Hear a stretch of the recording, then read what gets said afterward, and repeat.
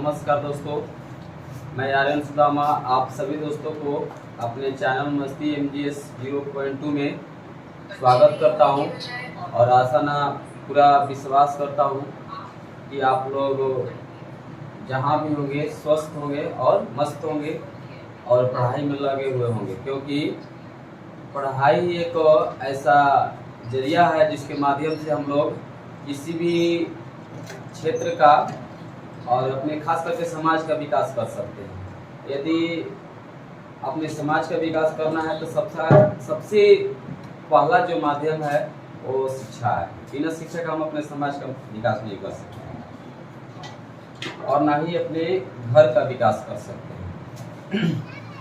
तो सबसे पहले हम लोगों को पढ़ना होगा और उसके लिए हमें मेहनत करना चाहिए और शिक्षा को प्रसारित करना चाहिए, न कि शिक्षा के नाम पर व्यापार करना चाहिए।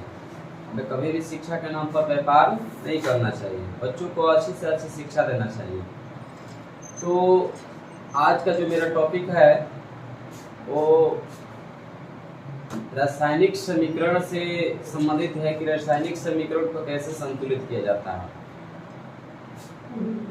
इससे पहले मैं बता देना चाहता हूँ कि रासायनिक समीकरण क्या है, ठीक है। उसके बाद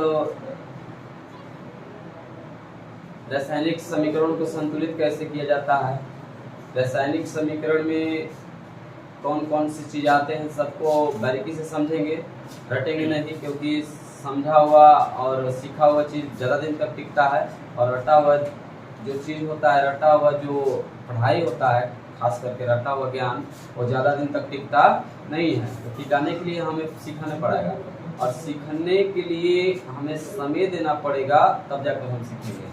नहीं तो आप लोग कहीं भी जाइएगा, समय नहीं दीजिएगा, कहीं भी किसी के यहाँ पढ़िएगा, समय नहीं दीजिएगा, तो आप सीख नहीं पाएंगे। और मैं एक बात बता देता हूँ कि मैं एक ऑफलाइन रिवीजिंग का क्लास शुरू कर रहा हूँ, जो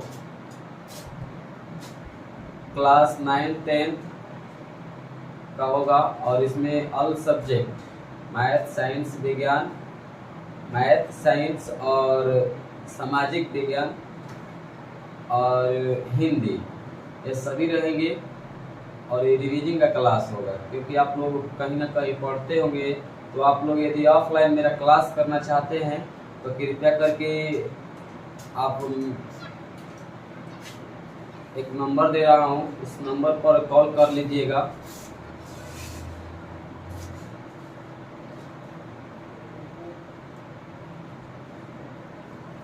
इस नंबर पर कॉल कर लीजिएगा और स्थान भी बता देता हूँ, सोवा हराई बाबा मठिया, डॉक्टर अंबेडकर कोचिंग सेंटर, सोवा हराई बाबा मठिया। आप यहाँ आकर, ये टेम्पू स्टैंड के बगल में बौली पर है, तो आप यहाँ आकर इसमें अच्छे से अच्छे शिक्षा ग्रहण कर सकते हैं। क्योंकि ये जो संस्था है ये 2016 से ही चलती आ रही है, बहुत ही पुरानी संस्था है और बहुत ही रिकॉर्ड बनाई हुई है।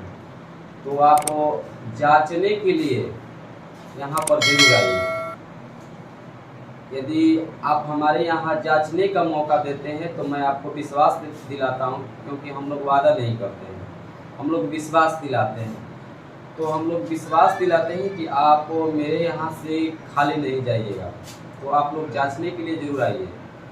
समझ में आए तो पढ़िएगा, नहीं तो यहाँ पर टीचर का कमी नहीं है, आप कहीं भी रैली कर सकते हैं, यहाँ से वहाँ टीचर तक। लेकिन मेरा मानना है कि आप पढ़िएगा वहीं जहाँ पर आपको समझ में आए और पूछने की पूर्ण आज़ादी हो। एक बार क्या 10 बार पूछने की आज़ादी हो, वहाँ पर पढ़िएगा। तो आज का मेरा जो टॉपिक है रासायनिक समीकरण से संबंधित है, इसको आज समझ लेते हैं। तो रासायनिक समीकरण का मतलब होता है कि हम लोग अपने भारत में कुछ नाम से, जैसे व्यापारिक नाम से कुछ पदार्थों को जानते हैं, कुछ यौगिकों को जानते हैं। तो वो जो व्यापारिक नाम है वो हर एक जगह लागू नहीं होता है। तो उसको इंटरनेशनल लेवल पर जानने के लिए हम लोगों को सूत्र या संकेत का माध्यम लेना पड़ता है, और खास करके कि जब व्यापारिक नाम या रासायनिक नाम लिखते हैं तो वो थोड़ा लंबा हो जाता है, तो उसको छोटा से छोटा रूप में लिखा जाए ताकि हमारे जो समय है बहुमूल्य समय उसमें बचत हो, पाना के भी बचत, क्योंकि एग्जाम में पाना का बचत नहीं हो पाता है, पाना का भी बचत हो, समय का बचत हो और जल्दी वो हम करने में सफल हो जाए। तो उसको छोटा से छोटा रूप में देने के लिए वैज्ञानिकों ने अपना मत दिया कि उसको सूत्र या संकेत के माध्यम से व्यक्त किया जाए। तो रासायनिक समीकरण बता रहे हैं, तो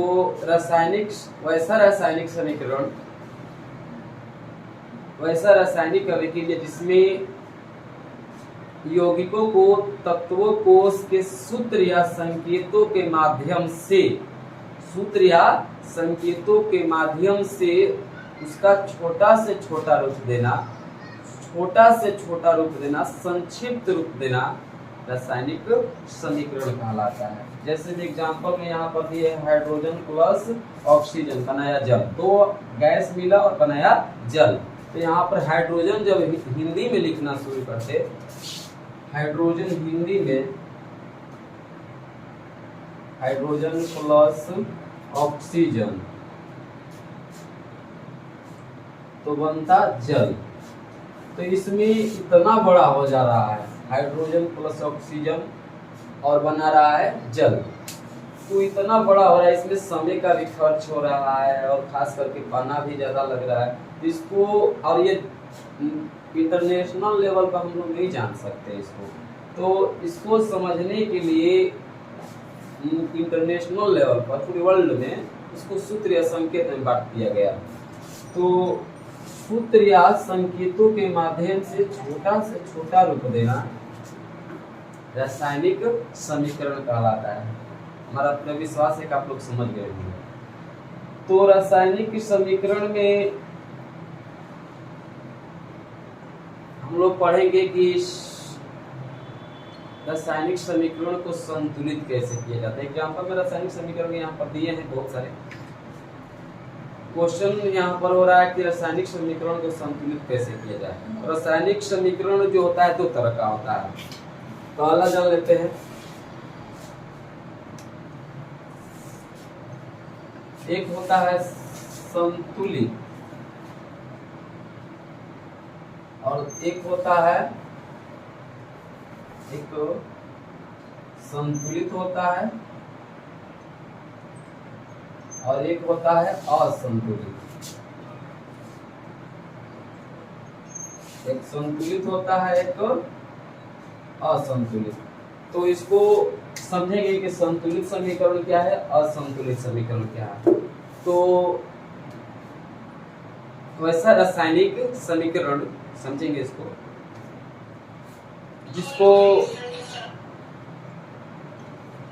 जिसमें अभिकारक और प्रतिफल, अभिकारक किसको बोला जाता है ये भी समझ लेते हैं। देखिए आपको कुछ एग्जांपल दिए हैं। तो जो अभिक्रिया में भाग ले रहे हैं, जैसे में हाइड्रोजन और ऑक्सीजन दो एक तत्व है, अभिक्रिया में भाग लिए हैं, इसको अभिकारक बोलेंगे। और इसके फलस्वरूप हाइड्रोजन और ऑक्सीजन अभिक्रिया में भाग लिया, रिएक्शन किया, तो इसके फलस्वरूप जल बना, तो ये प्रतिफल हो जाएगा, ये अभिकारक हो जाएगा। जल हो तो बोलेगा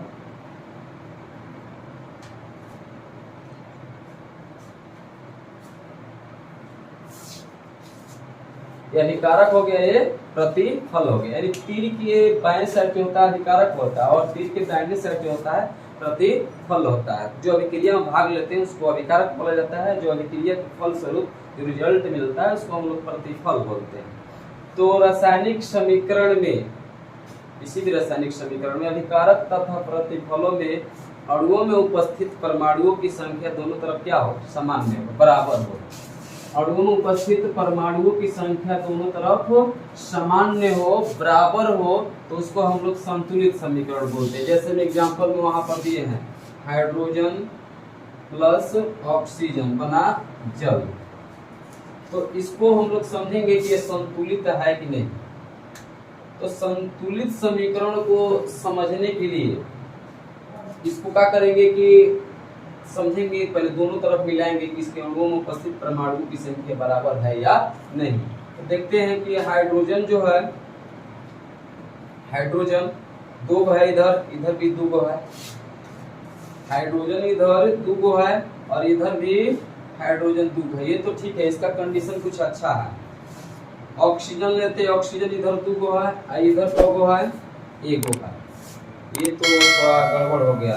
तो इधर 2 करने के लिए इसमें क्या करेंगे, केवल गुणा करेंगे। यहाँ पर 2 से क्या कर देंगे, गुणा कर देंगे, तो ऑक्सीजन का हो गया 2। तो यहाँ गुणा करने से कोई फायदा नहीं है, इसको कहाँ लाएंगे, यहाँ पर लाएंगे, इसके आगे 2 से गुणा करेंगे। तो गुणा कर दिए इसके आगे, तो क्या हो गया, हाइड्रोजन 4 हो गया, ऑक्सीजन 2 हो गया। इसका तो झंझट खत्म, लेकिन इसका झंझट बढ़ गया, क्योंकि ये भी क्या हो गया, 4 हो गया। इधर 2 है, इधर भी 2 से क्या करेंगे, गुणा कर देंगे, तो ये भी कितना हो जाएगा, 4। यानी कहने का मतलब यहाँ गुणा कर देंगे, तो क्या हो गया, संतुलित समीकरण हो गया। तो ऐसा रासायनिक समीकरण जिसके अणुओं में उपस्थित परमाणुओं की संख्या दोनों तरफ यानी अभिकारक और प्रतिफलों में सामान्य हो, बराबर हो, उसको हम लोग क्या बोलते हैं, संतुलित समीकरण बोलते हैं। और एक एग्जांपल ले लेते हैं, C+O2, ये क्या है, संतुलित समीकरण है, संतुलित है,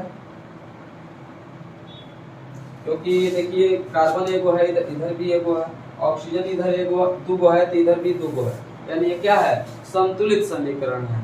तो ऐसा रासायनिक समीकरण जिसके अणुओं में उपस्थित परमाणुओं की संख्या दोनों तरफ यानी अभिकारक और प्रतिफलों में दोनों तरफ क्या हो, बराबर हो, इसको क्या बोला जाता है, संतुलित समीकरण बोला जाता है। अब ले लेते हैं असंतुलित समीकरण। ये हमको विश्वास है आपको समझ में आ गया होगा, यदि नहीं आया होगा तो आप लोग कमेंट करके बता सकते हैं।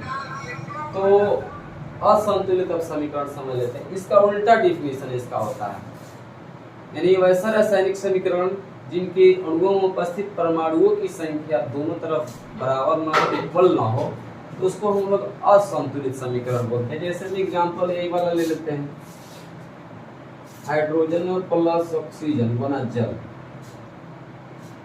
इधर हाइड्रोजन 2 है, इधर भी 2 है, ऑक्सीजन इधर 2 है, लेकिन इधर 1 है, एक ही दिख रहा है, ये क्या है, असंतुलित है, ये असंतुलित समीकरण है। तो ये असंतुलित समीकरण का एग्जाम्पल हो गया, ये असंतुलित का एग्जाम्पल हो गया। ये भी असंतुलित है, लेकिन इसको क्या बोले, असंतुलित किए हैं, ये क्या हो गया, संतुलित का हो गया, संतुलित समीकरण का हो गया।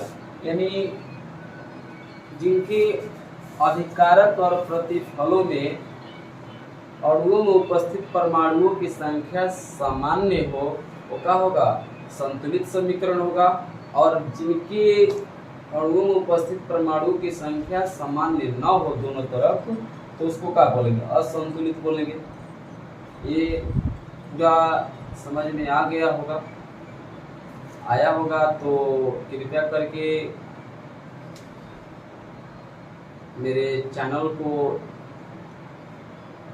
आगे शेयर भी कर देना, इस वीडियो को शेयर कर देना है अच्छा लगे तो, और बेल आइकन घंटी को भी बजा देना है, और लाइक भी कर देना है, क्योंकि जो भी नया वीडियो डालूँ आपके पास सबसे पहले पहुँचे। और लाइक से मेरा थोड़ा मनोबल बढ़ता है, तो आप ही लोग मेरा मनोबल को बढ़ा सकते हैं चाहेंगे तो।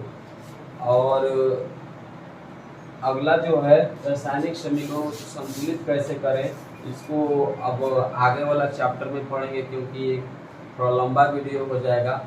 तो मैं ये नहीं चाहता हूँ कि थोड़ा लंबा वीडियो हो, इसको आगे वाले चैप्टर में, आगे वाले वीडियो में बता देंगे। तो यदि अच्छा लगा हो तो सब्सक्राइब कर दीजिएगा और शेयर भी आगे कर दीजिएगा। धन्यवाद।